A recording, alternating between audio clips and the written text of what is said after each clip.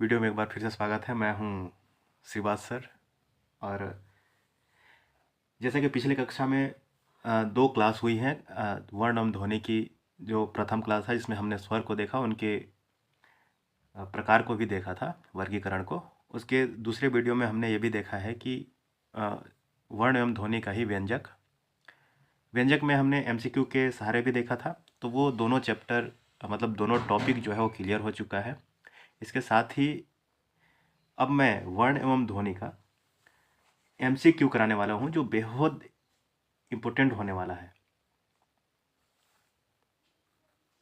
और ये इम्पोर्टेंट इसलिए भी है क्योंकि कोई भी, यदि आप चैप्टर पढ़ रहे हैं, कोई भी पाठ्यक्रम या जो सिलेबस जो आप पढ़ रहे हैं, उसमें यदि कोई एक टॉपिक क्लियर हो रहा है तो आप एमसीक्यू लगाना बहुत ज़रूरी है। यदि एमसीक्यू आप नहीं लगा रहे हैं तो आपके दिमाग में पढ़ा हुआ सेट नहीं हो पाएगा। इसलिए मैं जस्ट पढ़ाने के बाद एमसीक्यू हर एक टॉपिक का कराऊंगा। मैंने जो भी वीडियो बनाने से पहले आपको बताया था, जो सिलेबस दिखाया था, उसमें हर एक सिलेबस क्लियर होगा। और यदि आप चैनल पर नए हैं तो प्लीज़ सब्सक्राइब कर लीजिए और बेल आइकन को दबा दीजिए, ताकि नए नए वीडियो जो भी अपलोड होंगे वो आपको तक पहुंचते रहे। इसके साथ ही यदि आपको एमसीक्यू बनाने में दिक्कत हो रही होगी तो आप जो दोनों वीडियो हैं उसको पहले आप ज़रूर देख लें। उम्मीद करिए ये वीडियो जो है एमसीक्यू के लिए, वर्ण एवं ध्वनि के लिए, एक भी प्रश्न ऐसा नहीं होगा जो आपका एग्ज़ाम पैटर्न पर आधारित ना हो, और इसी से प्रश्न लगभग आएंगे। तो एक बार आप ज़रूर देखिए। चलिए, और जो प्रश्न आपको समझ में नहीं आता है उसके लिए आप, मैं फिर से बोलता हूँ, कमेंट सेशन में ज़रूर बताएं कि ये प्रश्न समझ में नहीं आया या फिर ये प्रश्न बनेगा कैसे। मैं हर एक का जवाब दूंगा। तो चलिए स्टार्ट करते हैं। तो जैसा कि मैं बताया कि ये मेरे चैनल का नाम है @श्रीवास सर GK वाले। वर्ण एवं ध्वनि MCQ जो होने वाला है अभी, वर्ण एवं ध्वनि का ही होने वाला है। इसमें जो भी प्रश्न है वो विगत वर्षों में पूछे गए प्रश्न है, और मैं उम्मीद करता हूँ कि ये आपके लिए बहुत अच्छा साबित होगा। चलिए स्टार्ट करते हैं। तो जैसे यहाँ पर देखिए, सबसे पहले दिया हुआ है कि जब मैं क्लास स्टार्ट किया था, जब व्यंजन और स्वर जब हमने कंप्लीट किया था, तो उसी में मैं MCQ का थोड़ा सा एक दो प्रश्न भी लाया था। तो वो वहाँ से बनना स्टार्ट हुआ था। फिर भी मैं बहुत सारे प्रश्न अभी कराऊंगा। देखिए, सबसे पहला जो प्रश्न इस पर दिख रहा है आपको कि प किस प्रकार का व्यंजन है। तो प किस प्रकार का व्यंजन है, इसके लिए आपको स्पर्श व्यंजन में जाना पड़ेगा। आपको बता दूं कि स्पर्श व्यंजन की संख्या कितना है। स्पर्श व्यंजन की संख्या है 25। स्पर्श व्यंजन की संख्या कितना है, 25 है। तो स्पर्श व्यंजन की संख्या 25 है। तो 25 में से प किस वर्ग का व्यंजन है, तो इसमें देखिए दिया ऑप्शन ए है, स्पर्श है, पार्श्विक है, लुंठित है, नासिक है। तो क, च, ट, त, प, ये जो पांचों जो आते हैं वो किस में आते हैं, स्पर्श व्यंजन में। इसका मतलब ये हुआ कि प जो है, इसका जो सही आंसर हो जाएगा वो स्पर्श व्यंजन है। उसके बाद है, देखिए दूसरा प्रश्न जो है कंठव्य है। कंठव्य व्यंजन किस में आता है, तो कंठव्य का मतलब जो कंठ से निकलता है, जो कंठ से निकलता है। और कंठ के लिए आपको क्या बताया गया था कि इसमें जो भी आता है, जैसे कंठ वर्ग का जो भी व्यंजन है वो आते हैं क से अंग तक। तो क से अंग तक आता है, इसका मतलब ये हुआ कि इसमें आपको देखना पड़ेगा कंठव्य में कौन आएगा। तो क, ख, ग, ये वाला आपका आ जाएगा क, ख, ग। इसका मतलब ऑप्शन नंबर कौन हो जाएगा, सी ऑप्शन सही हो जाएगा। चलिए, फटाफट आपके दिमाग में आने लगा है, मैं जान गया हूँ। उसके बाद देखिए उष्म व्यंजन है। तो उष्म व्यंजन का मतलब क्या हुआ कि जिसमें घर्षण से जब आवाज़ निकलता है, उसमें घर्षण के साथ निकलता है। उष्म उसमें बताया था कि इसमें उष्म की संख्या कितना है, 4 होता है। इसका मतलब ये हुआ कि उष्म, इसमें 4 व्यंजन कौन सा हो जाएगा, तो स स, मतलब तीनों स आ जाएंगे और एक आ जाता है ह। तो इसमें देखिए 3 स तो नहीं दिया हुआ है, लेकिन ह दिया। ऑप्शन नंबर कौन सा हो जाएगा, डी। फटाफट करते हैं। वर्णमाला किसे कहते हैं, ये देखिए प्रश्न आया हुआ है। और ये जितने भी प्रश्न करा रहा हूँ, जैसे कि प किस वर्ग का आया है, तो ये CG व्यापम का, पटवारी का 2017 का प्रश्न है ये। और ये कंठव्य जो ये किस में पूछा गया था, ये अमीन में पूछा गया है। इसी के साथ जो उष्म व्यंजन है, उष्म व्यंजन ये पूछा गया, देखिए CG व्यापम जो सहायक संपरीक्षक है उसमें पूछा गया था। वर्णमाला किसे कहते हैं, तो वर्णमाला किसे कहेंगे, देखिए ऑप्शन यहाँ पर आप समझिए कि शब्द, ऑप्शन नंबर ए क्या है, शब्द समूह। दूसरा क्या है, बी में क्या है, शब्द गणना। सी में क्या है, वर्णों के संकलन। और डी में क्या है, वर्णों के क्रमबद्ध समूह को। सब कुछ देखिए है। मैं जब इसको कंप्लीट करा रहा था, वर्णमाला जब मैं पढ़ा रहा था आपको, जब बता रहा था, तो उसमें बताया था कि वर्णों के समूह को, लेकिन कहने का मतलब यह है कि यदि मैं क और भी बहुत सारे शब्द ऐसे लिख दूँ, क के बाद अंगा लिख दूँ, उसके बाद च लिख दूँ, उसके बाद फ लिख दूँ, तो ये वर्णमाला नहीं कहलाएगा, ये गलत है। वर्णमाला का मतलब क्या है कि एक सीक्वेंस में होना चाहिए। सीक्वेंस भी मतलब जैसे ये देखिए, सीक्वेंस का मतलब होता है कि एक क्रमबद्ध समूह होना चाहिए। कि यदि मैं वर्णमाला लिख रहा हूँ जैसे क ख, ये क्या है ग, ये घ, ये क्या हो जाएगा अंग। इसी प्रकार से जो च वर्ग का होगा, जो ट वर्ग का होगा, जो त वर्ग होगा, प वर्ग होगा, ये पूरे एक व्यवस्थित समूह है, क्रमबद्ध समूह है। इसको हम लोग क्या बोल देंगे, वर्णमाला। तो ये ऑप्शन ढूंढिए इसमें कहाँ पास है। यानी कि इसका मतलब यह हुआ कि वर्णों के क्रमबद्ध समूह को हम लोग क्या कहते हैं, वर्णमाला। ये ऑप्शन नंबर कौन सा हो जाएगा, डी। उसके बाद देखिए इसमें क्या है कि पंचमाक्षरों का उच्चारण स्थान क्या होता है। तो मैं बताया था कि पंचमाक्षरों मतलब स्पर्श व्यंजन का जो पांचवा अक्षर होता है, स्पर्श व्यंजन का जो पांचवा अक्षर होता है उसी को बोलते हैं पंचमाक्षर। तो पांचवा अक्षर कौन सा हो जाएगा, देखिए कहाँ से निकलता है वो, नाक से। जैसे कि अंग, जैसे कि अड़ा, इया, न, म, तो नाक से निकलता है। इसका मतलब ऑप्शन नंबर कौन सा हो जाएगा, ए सही हो जाएगा। देखिए फटाफट बनना स्टार्ट हो जा रहा है। उसके बाद कौन है, देखिए कौन सा व्यंजन त वर्ग का नहीं है। तो त वर्ग में कौन सा आ जाएगा, त थ द ध न। कौन सा व्यंजन त वर्ग का नहीं है, मतलब न है, मतलब द है, मतलब ध है, लेकिन म नहीं है। इसका मतलब ऑप्शन नंबर कौन सा हो जाएगा, बी सही हो जाएगा। उसके बाद देखिए क्या है कि भिन्न भिन्न स्वरों के मेल से जो स्वर उत्पन्न होता है उसे कहते हैं। तो भिन्न भिन्न स्वरों के मेल से जो स्वर उत्पन्न होता है उसे क्या बोल देंगे, भिन्न भिन्न स्वर मतलब एक स्वर और क्या हो जाएगा, दूसरा स्वर। एक स्वर और क्या हो जाएगा, दूसरा स्वर। ऐसे भी समझ सकते हैं, एक स्वर और क्या हो जाएगा, दूसरा स्वर। तो इसका मतलब यह हुआ कि स्वर स्वर मिलकर, मतलब अ प्लस ओ मिलकर क्या बनाते हैं, अ। तो ये संयुक्त होकर मिल रहा है, इसलिए उसको क्या बोल देंगे, संयुक्त स्वर। तो ये हो जाएगा आपका ऑप्शन नंबर, इसका 7 का जो सही हो जाएगा वो हो जाएगा संयुक्त स्वर। इसके बाद देखिए अगला प्रश्न क्या हो रहा है, ख व्यंजन का उच्चारण स्थान है। तो आपको मैं बताया कि क से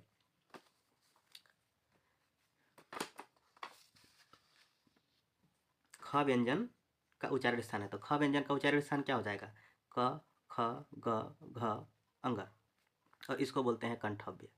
तो इसका ऑप्शन आंसर क्या हो जाएगा, कंठव्य।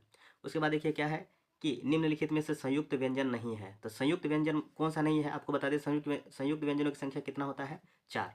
संयुक्त व्यंजन की संख्या 4 कौन कौन सा है, तो क्षत्रिय वाला छ, त्र, और क्या होता है ज्ञान, और एक होता है स्र।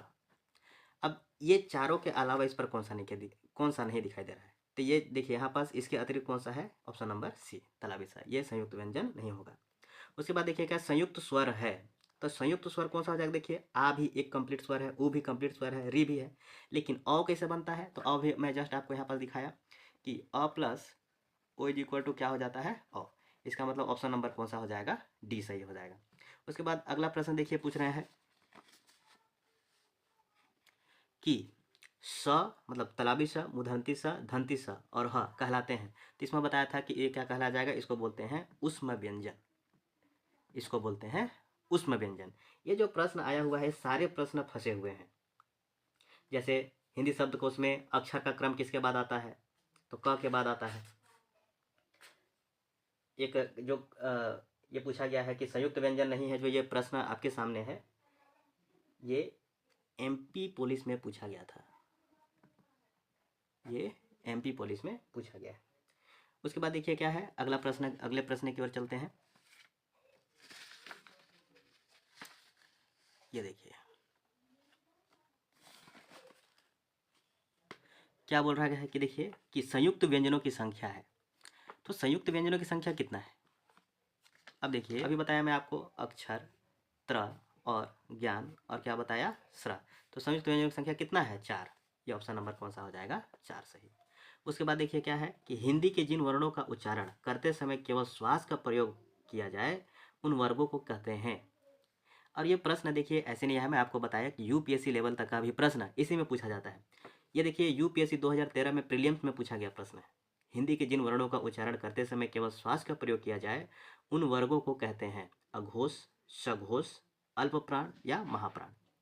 ये अब देखिए अघोष और सघोष और अल्प कहते हैं। तो ये यूपीएससी 2013 प्रीलिम से पूछा गया है। इसका आंसर हो जाएगा महाप्राण। महाप्राण हो जाता है इसका आंसर। उसके बाद देखिए क्या है, य र अलावा किस वर्ग के हैं। तो य र अलावा किस वर्ग के हैं। तो य र अलावा जो मैं बताया था, देखिए 4 होते हैं। एक होता है स्पर्श व्यंजन, दूसरा क्या होता है, स्पर्श व्यंजन के बाद होता है उष्म, और उसके बाद होता है अंतस्थ, उसके बाद होता है संयुक्त। ये 4 ही तो होते हैं ना। अब देखिए स्पर्श व्यंजन मतलब क से क च ट त प प व तक।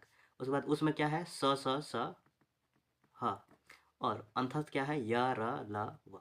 तो अंतस्थ या अंतस्थ कौन सा हो जाएगा, इसको हो जाएगा य र ल व। उसके बाद है तालव्य व्यंजन है। तो तालव्य कौन सा आ जाता है, देखिए ये स्पर्श व्यंजन में ही होता है। ये 5 प्रकार के होते हैं, मैं आपको बताया था। 5 प्रकार में कौन सा हो जाएगा, देखिए क को बोलते हैं कंठव्य, और च वाले को क्या बोलते हैं, तालव्य। तालव्य में कौन था, च छ ज झ इया, ये जितने भी होते हैं तालव्य होते हैं। उसके बाद देखिए ह्स्व स्वर है। ह्स्व स्वर को बोलते हैं मूल स्वर। क्या बोल देते हैं, मूल स्वर। ह्स्व स्वर को क्या बोल देंगे, मूल स्वर। मूल स्वर मतलब होता है छोटा। तो इसमें से देखिए छोटा कौन सा है, आ तो हो जाएगा बड़ा, कैपिटल ई भी है और कैपिटल ऊ है। तो ये तीनों नहीं होंगे। इसका मतलब ऑप्शन नंबर कौन सा हो जाएगा, डी। ये छोटा होता है। ध्वनि किसकी लघुत्तम इकाई है, देखिए ये भी प्रश्न पूछा गया है। ध्वनि किसकी लघुत्तम इकाई है, आरआरबी 2006 में पूछा गया था। आरआरबी 2006 में पूछा गया है ये प्रश्न। ध्वनि किसकी लघुत्तम इकाई है, और अभी ये टेट में पूछा गया था। ध्वनि किसकी लघुत्तम इकाई है। तो ध्वनि देखिए इन सभी का तो है, लेकिन इससे भी, जैसे कि शब्द में भी है, भाषा में भी है और वाक्य में भी, लेकिन तीनों में छांटना पड़ेगा। यदि मैं देखिए एक सीक्वेंस बना के दिखाऊँ आपको, तो सीक्वेंस कैसे बनता है इसको समझिए। सीक्वेंस यदि हम इसको बना के देखें तो ये सबसे पहले देखिए आ जाता है, यदि हम बड़े से लें तो ये हो जाता है वाक्य। सबसे बड़ा हो जाता है वाक्य। वाक्य से पहले क्या आ जाता है, शब्द। शब्द से पहले क्या आ जाएगा, वर्ण। और वर्ण से पहले क्या आ जाएगा, ध्वनि। तो ये क्रमबद्ध चलते रहता है। ध्वनि जब उत्पन्न होगा उसी से क्या बनता है, वर्ण। वर्ण से क्या बन जाता है, शब्द। और शब्दों के मेल से क्या बन जाता है, वाक्य। अब इसमें क्या पूछ दिया गया है, देखिए इसमें पूछा गया है कि लघुत्तम इकाई है। तो ध्वनि किसकी लघुत्तम इकाई है। यहाँ बस ना तो शब्द होगा ना ही वाक्य होगा, किसका हो जाएगा, भाषा की। यहाँ पर ध्वनि जो है वो भाषा की लघुत्तम इकाई है, क्योंकि अभी आपने देखा कि सब कुछ मिला करके क्या बन रहा है, भाषा बनता है, वाक्य बनता है। उसके बाद देखिए लघुत्तम वाग ध्वनि किसे कहते हैं। तो लघुत्तम वाग ध्वनि जो है उसको बोलते हैं वर्ण को। ये स्वर गलत हो जाएगा। उसके बाद देखिए अल्प प्राण। तो अल्प प्राण का मतलब मैं आपको बताया था, इसका ट्रिक बताया था कि अल्प प्राण जो होता है उसको कैसे बोलेंगे। तो इसका ट्रिक में बताया था कि 1-3 अल्प प्राण, बाकी सब महाप्राण। तो 1-3 इसमें देखिए, तो क और ग क्या है, पहला और तीसरा। तो ऑप्शन नंबर कौन सा हो जाएगा, ए। उसी प्रकार ऊ किस प्रकार का स्वर है, अग्र स्वर, मध्य स्वर या पश्च। तो इसको बोल के देखिए ऊ पीछे से आ रहा है, इसका मतलब ऑप्शन नंबर कौन सा हो जाएगा, सी हो जाएगा। तो इस प्रकार के बहुत सारे प्रश्न हैं। अब इसके बाद भी हम देखते हैं और भी प्रश्न देखेंगे। इसके अतिरिक्त भी बहुत सारे प्रश्न और भी करा रहा हूँ। जैसे देखिए, जैसे यहाँ पर प्रश्न में लिख रहा हूँ कि कौन सा वर्ग महाप्राण है।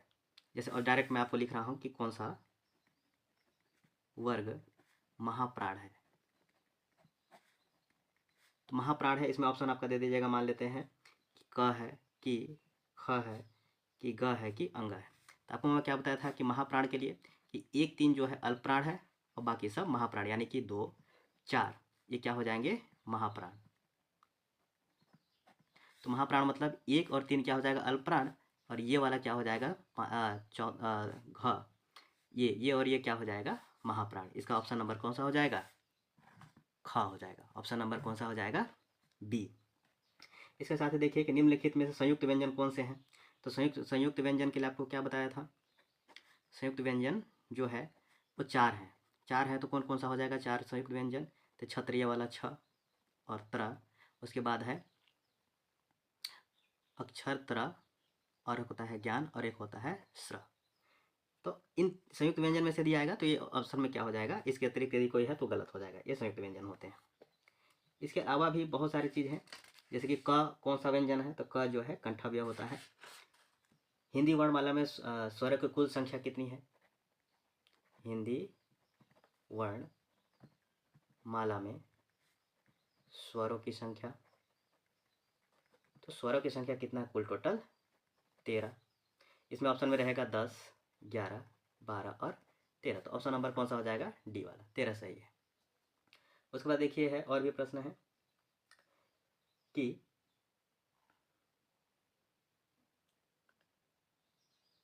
हिंदी वर्णमाला में मूल स्वर कितने हैं। तो हिंदी वर्णमाला में मूल स्वर जो होते हैं वो 4 होते हैं।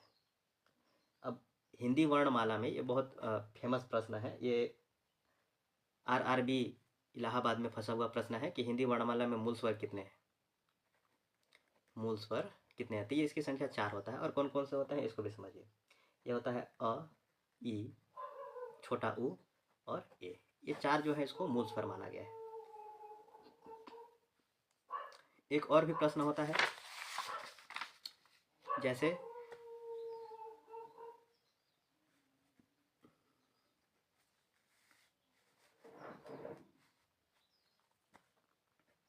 कौन सा पश्च स्वर है, कौन सा पश्च स्वर है। तो पश्च स्वर कहने का मतलब है कि जिसका आवाज पीछे यानी कंठ के अंदरी भाग से निकलता हो वो क्या हो जाएगा, पश्च स्वर। आपके पास ऑप्शन दिया रहेगा आ, छोटा ई, ज और ढ। तो इनमें आप उच्चारण करके देखिए, उच्चारण करने के साथ आपको पता चल जाएगा। जैसे कि आ बहुत पीछे जा रहा है, इसका सीधे कंठ के पीछे वाला सा रहा है, तो इसका ऑप्शन नंबर क्या हो जाएगा, ए हो जाएगा। अग्र स्वर उच्चारण में जीभ के अग्र भाग का प्रयोग होता है, जैसे कि ई, जैसे कि ए, जैसे कि ए, जैसे कि कैपिटल ई, इसको बोलते हैं अग्र स्वर। अब पश्च स्वर क्या हो जाएगा, तो ये आ हो जाता है, जिसको पीछे से बोलते हैं।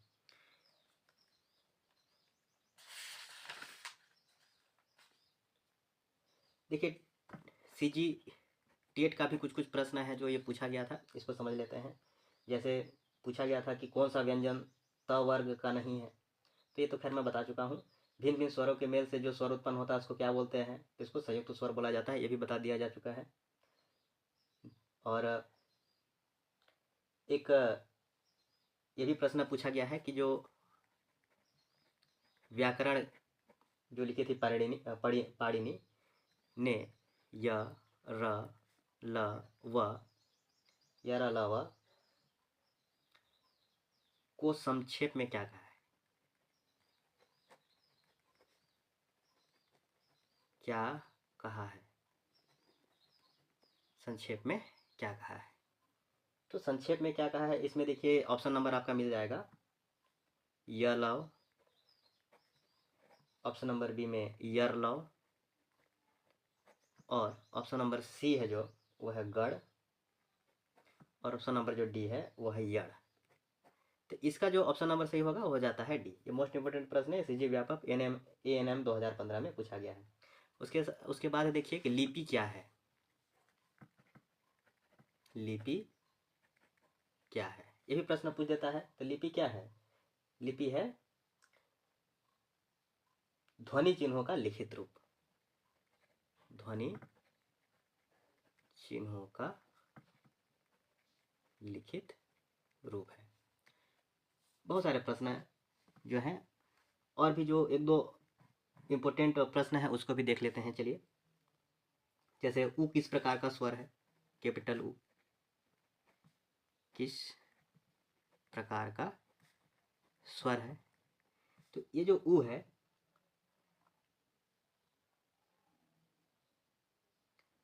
ये जो इसको अभी जस्ट अब हम यहाँ पर देखिए कि जो अग्र स्वर है वो तो जो छोटा छोटा वाला होते हैं वो होते हैं, तो ऊ जो है पश्च स्वर में आता है, पश्च स्वर में आता है कैपिटल ऊ, इसको आप याद रखेंगे।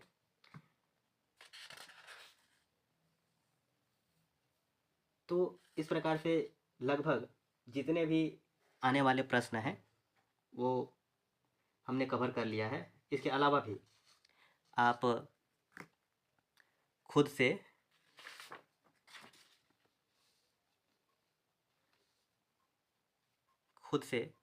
MCQ लगाते रहिए। कुछ बुक ले लीजिए और जो भी टॉपिक यहाँ पर क्लियर हो रहा है इसके अतिरिक्त जो भी बच जा रहे हैं उसको आप दोहराते रहिए।